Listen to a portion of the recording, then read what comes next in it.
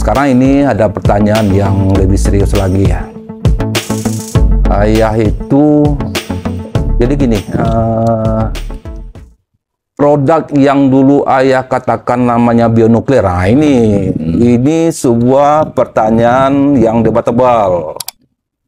Jadi terutama jadi komunitas saya dulu ya, yang sebelum KP2M itu, ini mereka bilang omong kosong.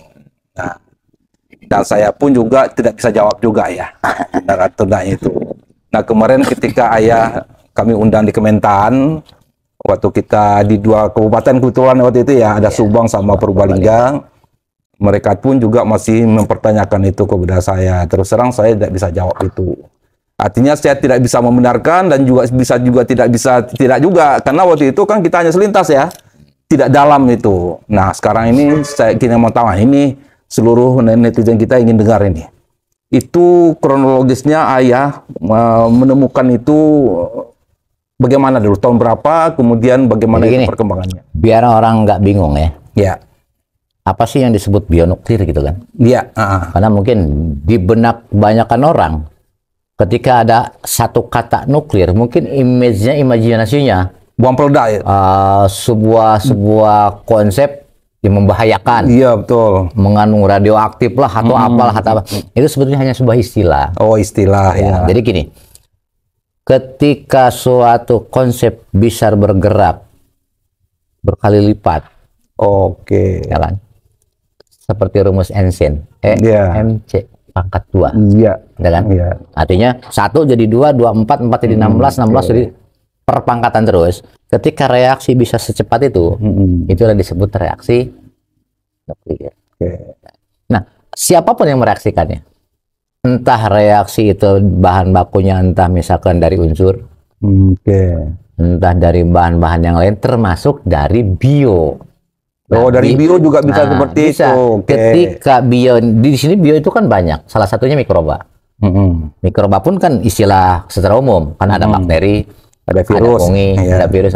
Nah, ketika suatu bakteri atau suatu fungi bisa bereaksi seperti reaksinya perkelipatan, seperti nuklir, maka diistilahkanlah bionuklir. Dia punya kemampuan mereaksikan seperti reaksi nuklir. Jadi misal biasanya misalkan suatu ini secara gambaran dasar aja ya. Misal nih, sebuah mikroba biasanya misal nih, standarnya misalkan dia mereaksikan dengan kecepatan, misalkan dia butuh waktu 1 jam baru bisa mereaksikan suatu konsep, ya kan? Nah, ketika dia sudah punya kemampuan hanya sepersekian detik, dari asal yang biasa misalkan 1 jam, ini cuma misalkan 5-10 detik dengan hasil reaksi yang sama, itu kategorinya udah bisa disebut bionuklir. Karena bahan massa satu aku rubah menjadi 1000 kali lipat dengan menggunakan jasanya mikroba tersebut. Mikroba tersebut yang mereaksikan akhirnya bisa menggandakan, ujung-ujungnya menjadi 1000 kali lipat dari asalnya. Makanya biayanya cuma lebih murah. 1 hektar cuma 1 kilo. Kan gitu. Jadi ini tapi sebetulnya bukan 1 kilo massa. Karena kalau kita periksa, kita cek, ya kita uji, itu kandungannya udah 1000 kali lipat dari asa, udah jadi 1000 kilo secara kandungan. Termasuk juga nutrisi yang ada dalam tambahan organik itu. Alhamdulillah terakhir kemarin kita sudah mengembangkan mikroba yang bisa menggandakan protein. Oh, dengan protein ya? Kemarin kita coba salah satunya di singkong. Singkong kan rata-rata secara umum protein kasarnya pK-nya itu kan 4-6. Artinya angka kenaikan gizi juga mungkin kalau kita makan kenyang tapi nggak cukup buat tubuh. Sekarang dengan sedikit sentuhan teknologi mikroba, kan, yang murah meriah, yang tadinya kandungannya kecil bisa mencukupi, terjawab revolusi pangan. Gitu.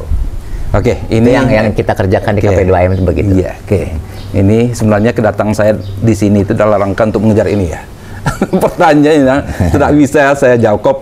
KP2M mungkin saya bisa lihat melihat profil dari KP2M bisa kita jawab. Kalau ini tidak bisa, memang sengaja saya datang ini. Nah, Sekarang kan produk ini sedang dinanti ini oleh banyak orang dan banyak pihak, baik itu yang percaya maupun yang tidak percaya. Nah, termasuk juga kemarin itu ketika kita menerapkan modernisasi pertanian itu, dan semua teman-teman sudah mempertanyakan ini.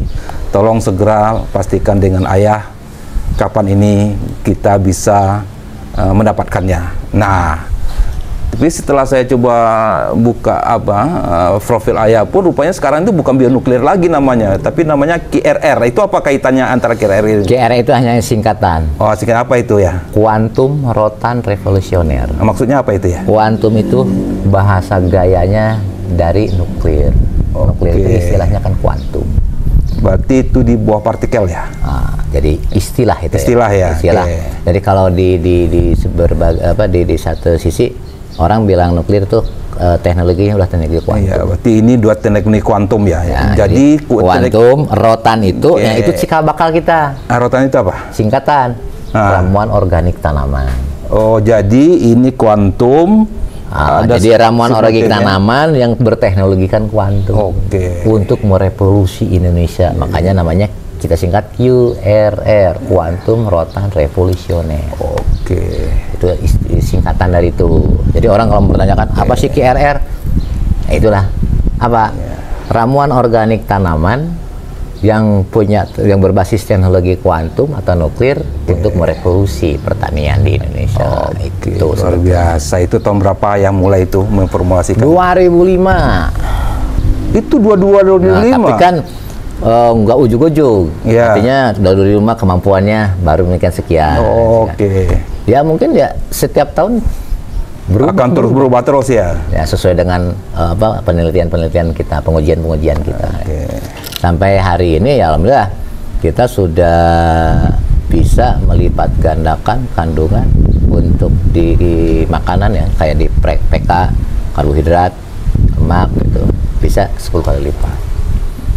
Jadi yang tadinya aku berpikir begini, ketika kita mau bikin mandiri di pakan, ketika harus terbentuk harus jagung, harus tepung ikan, satu susah, dua mahal ya. Itu yang harga 500 perak 1000 perak, pakan kualitasnya sama ganti dengan tepung ikan itu ya. Nah, tepung ikan misalkan kalau tepung ikan harus dari ikan, besok kan bisa dari apa aja.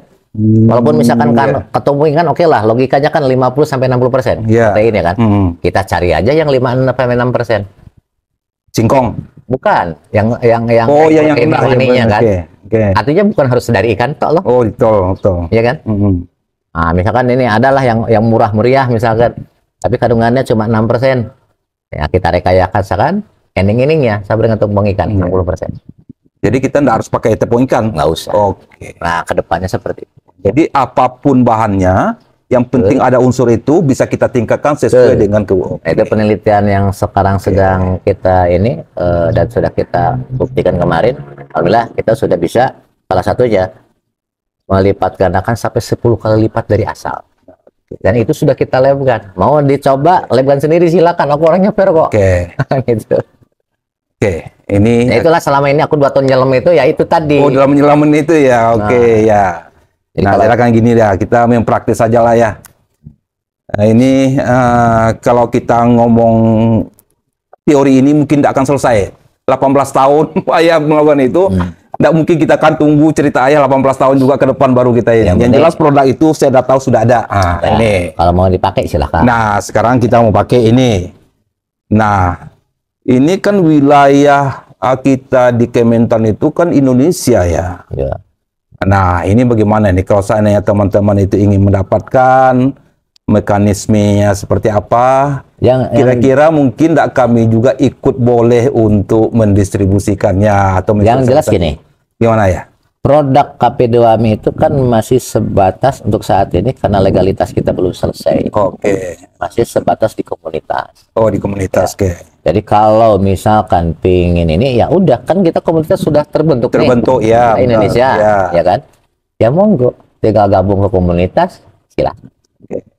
problem. Jadi nanti teman-teman kalau misalkan butuh produk dari KP2M, Ya. bisa ke Panoprijal. Alhamdulillah. Berarti saya juga bisa boleh ya. Aman. Aman enggak tuh. Tapi Panoprijalnya harus jadi anggota kami KP2M. Oke, siap gitu. siap Pak ya. Jadi itu ya. Jadi Lepas dari jabatan penjenengan di kementerian apa? iya oke, ya nggak apa-apa. Oke, alhamdulillah. Nanti bagi minimal dari teman-teman saya yang yang di YouTube saya ya, di komunitas saya itu udah bisa pesan ke sini. Jadi Nah, nanti melalui di Jadi artinya yang melalui Oke. Panoprijal dijamin keasliannya. Oke, ya itu ini udah ayah ya. dari udah kami. ya. Oke, alhamdulillah. Saya dipercaya. Karena ini mohon maaf, Panop, banyak sekali produk-produk yang niru-niru. Oke. Ya, dengan bahkan ada yang berani namanya sama KRR tapi belakangnya beda.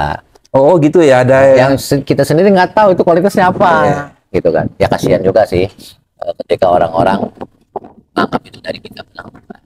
Ujung-ujungnya kan jadi bumerang juga, gitu kan? Tapi insya Allah lah, kalau ayah orangnya simpel, siapapun silakan. Iya, Aku niat juga pingin bantu orang-orang kan, untuk mandiri silakan.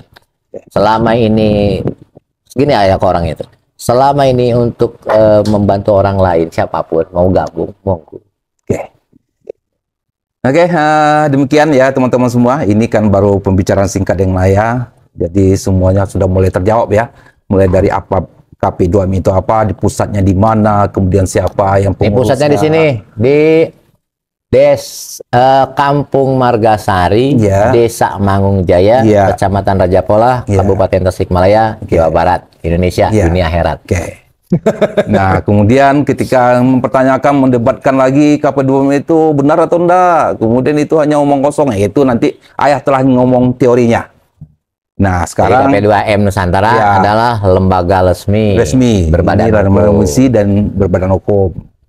Nah, kemudian bagaimana nanti distribusi produk, ayah telah mulai mempercayakan pada kami satu ya. Nah, terus Untuk seandainya ini juga Pak Nop, seandainya ada daerah yang belum terbentuk kepengurusan, dipersilakan kalau mau bentuk. Oh, membentuk. Silakan. Nanti Tinggal- mekanismenya bagaimana ya? Tinggal hubungi admin. Nah, ini adminnya toh. Oh, di adminnya. Ibu ya. admin ada. Ya, oke, ada Nanti adminnya. minta ADART, Oke. ya kan? Biar ada petunjuk seperti Oke. apa. Nanti setelah misalkan merasa bahwa ini cukup, tinggal nanti bikin bentuk kepengurusan di wilayah tersebut, ajukan ke pusat. Ya. Nah, diajukan ke pusat, nanti oleh pusat akan ada yang namanya pengukuhan. Oh, ada pengukuhan ya. Wah, resmi Oke, kita. Nah, dari pengukuhan itu, kemudian ada SK pengukuhan plus ada nanti surat rekomendasi untuk pelaporan ke Kesbangpol wilayah masing-masing. Oh, langsung auto. Ya, Jadi betul, nanti benar, terdaftar di Kesbangpol. Jadi bukan komunitas abal-abal kita. betul. Iya, benar. Oke, demikian ya sahabat tani semua, baik sahabat upland, sahabat petani milenial dan sahabat-sahabat semua petani di Indonesia. Demikian penjelasan saya tentang minimal KRR ini, Pak. Ya, yang cuma itu Banyak produk kita. Iya, ya bukan hanya BRN ya, Pak. Oh, banyak sekali. Maka herbal pun juga ada punya, ya. KRR Ya. di pertanian aja, ada KRR, ada KRP, ada KRG, ada Roma, ada aja. Wah, banyak sekali. Nanti Variannya satu-satu kita review ya. banyak, insya Allah. Nah, mungkin Nanti kita jalan-jalan lihat yang mana sih produknya. oke, nanti ayah janji ya. Sebentar lagi setelah ini kita akan jalan-jalan untuk mereview dari hasil produk yang ayah telah ciptakan tadi itu dan telah dipakai oleh komunitas KP2M ya. Ya, Nah, pelan-pelan nanti kita akan coba ke lapangan dan kita langsung testimoni dengan petani yang memakai itu sendiri ya. Oke. Oke, mungkin tunggu video kami selanjutnya dengan Ayah Manjel. Mudah-mudahan kita doakan ayah tetap sehat ya. Amin, amin, amin. Beliau, walaupun beliau sedang memikirkan Indonesia ini untuk ketahanan pangan kita, tapi beliau juga masih mensempatkan diri untuk memikirkan komunitas kita, Ya, petani-petani insya Allah. kecil ya. Mungkin demikian saja pembicaraan kita dengan Ayah Manjel.